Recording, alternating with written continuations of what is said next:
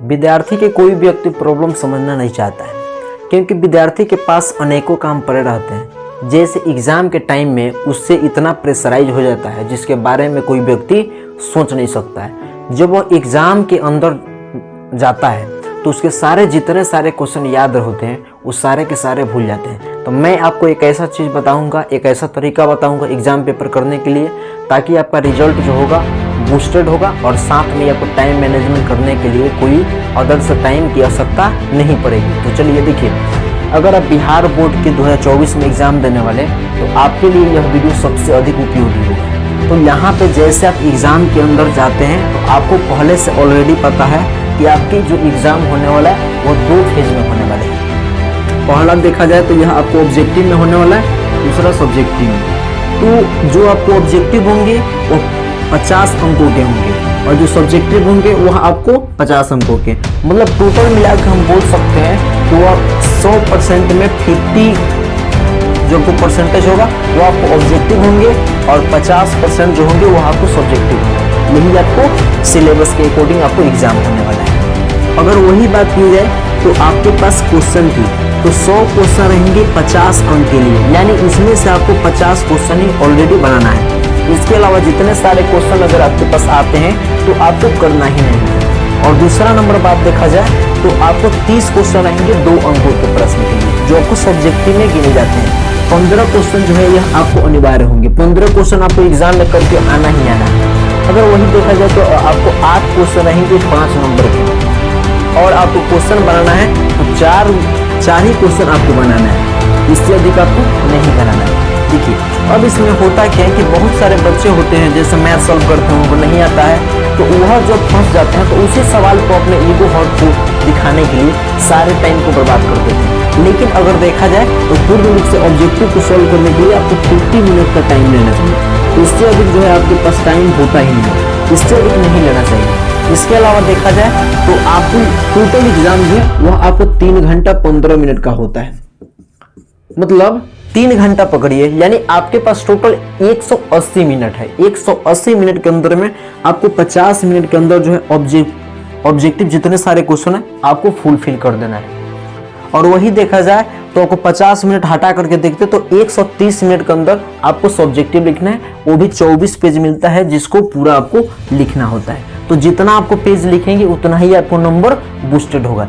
इसके अलावा मान लीजिए आप कैसे एग्जाम हॉल में अपने आप को बचा के प्रेशराइज से बच के रहिएगा और टेंशन से मुक्त कैसे रहिएगा कि आपका जो आपका सवाल है जल्दी जल्दी बनना शुरू करेगा। तो देखिए, आपके माइंड में जो एक ही बात ध्यान देना है कि हमें किसी भी सवाल को ज़्यादा अपने सेटिस्फाइड यानी ईगो पर नहीं लेना है। अगर आप ईगो पर लेते तो उसी क्वेश्चन के बारे में सोचना शुरू करते हैं, तब जाके आप उस क्वेश्चन में फंस जाते हैं। केवल आपको 100 क्वेश्चन है जो आपको याद हो, इनको 3 भागों में हम लोग बांट के कर सकते हैं ऑब्जेक्टिव को, मतलब जल्दी से। देखिए, सबसे पहले हम 1 से लेके 100 तक क्वेश्चन को पढ़ेंगे, जो हमें आता होगा जल्दी, जो नॉर्मली क्वेश्चन है जो जल्दी से बन जाएंगे उसको पहले टिक आउट करेंगे। मान लीजिए कि आपने 30 जो है उसको टिक आउट कर दिया जल्दी से 5 या 10 मिनट के अंदर में सारे क्वेश्चन को कर दिया। 300 क्वेश्चन जो है ऑब्जेक्टिव बेस्ड है, OMR सीट पर भर देना है। बचते आपके पास कितने और क्वेश्चन, तो 20 क्वेश्चन। तो 20 क्वेश्चन के लिए आपको क्या करना है कि फिर से उसको एक बार और देखना है जो बाकी है।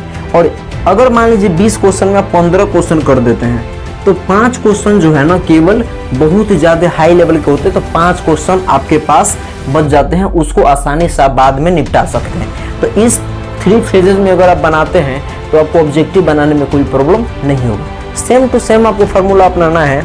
यह जो क्वेश्चन है, एक क्वेश्चन को लिखने के लिए आपके पास 4 से 5 मिनट होना चाहिए, इससे अधिक नहीं। अगर इससे अधिक जा रहा है तो इसका मतलब है कि आपका जो है टाइम बर्बाद होने वाला है ना। और अपने आप को ऐसा बूस्टेड करके रखना है कि ऑलरेडी हमको पता है भाई कि एग्जाम में हम अच्छा करेंगे, लिखेंगे, मेंटली रूप से हरासमेंट आपको नहीं होना है। केवल सोचना है कि यह जो क्वेश्चन है उसको हम आसानी से लिख सकते हैं, तो आप लिख लीजिएगा।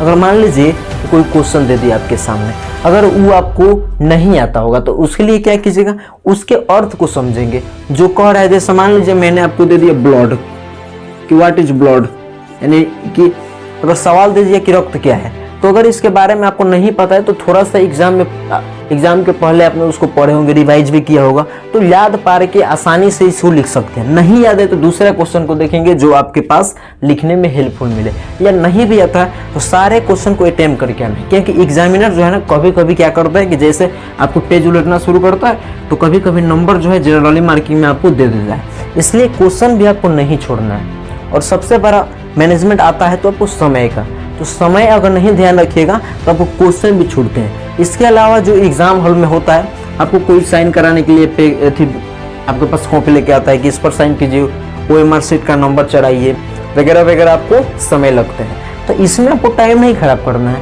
मैंने आपको जो बताया इसी तरीके से आप 3 फेजेस में बांट करके आप आसानी से ऑब्जेक्टिव को और सब्जेक्टिव को आप निपटा सकते हैं। तो अब जाके अगर मान लेते हैं कि ऑब्जेक्टिव में आपको 45 से 50 अगर नंबर आता है, कोई भी व्यक्ति जो है आपको 50 में 50 करके आता है, क्योंकि जो भी क्वेश्चन पूछता है उतना भारी उसमें रहता नहीं है। केवल PYQ को अगर कर लीजिएगा तो आपका ज़्यादा से ज़्यादा नंबर आ सकता है। वही अगर देखा जाए तो आपको 50 नंबर PYQ पर आधारित होता है। मैंने जो आपको पिछला साल पूछा रहता है लगभग बैक ईयर के, तो 5 साल के अच्छा से अगर आप तैयारी कर लेते हैं तो इतना आपको आ जाएगा, यही आपको देखना है। तो मान लेते हैं कि अगर इसमें से आप ज़्यादा से ज़्यादा अगर क्वेश्चन अटेंड करके आते हैं, साफ सुथरा लिखते हैं, पैराग्राफ जो अगर आप लिखते हैं उसको हाईलाइट करते हैं बहुत अच्छा से। मान लीजिए कि यहाँ पे आपको पेज है, तो इस पेज में अगर आप से लिख रहे हैं, आप मान लीजिए कि रक्त क्या है पूछता है, इसको हाईलाइट करके लिखना शुरू करते हैं, तब जाके उसके हिसाब से चित्र के साथ एग्जाम्पल के साथ लिखते हैं तो आपको जो है फुल में फुल नंबर मिलेंगे। इसके अलावा आपको समय में भी ध्यान देना होगा कि कितना समय लग रहा है। अगर आप ऐसे करते हैं तो आपके दिमाग पर भी कोई लोड नहीं पड़ेंगे, ठीक है। अगर मान लीजिए बाय द वे कोई क्वेश्चन मैथ्स का सवाल है, अगर मान लीजिए आप बना रहे हैं बार बार नहीं बन रहा है, ऑब्जेक्टिव नहीं बन रहा है, तो उस क्वेश्चन को छोड़ के दूसरा कोई क्वेश्चन बना लीजिए, क्योंकि इसके बदले जो है सारे क्वेश्चन जो है एक नंबर के, इसलिए कोई भी क्वेश्चन आपके लिए हेल्पफुल हो सकता है। तो किसी भी क्वेश्चन को आप आसानी से बनाइएगा, कोई प्रॉब्लम नहीं होगा।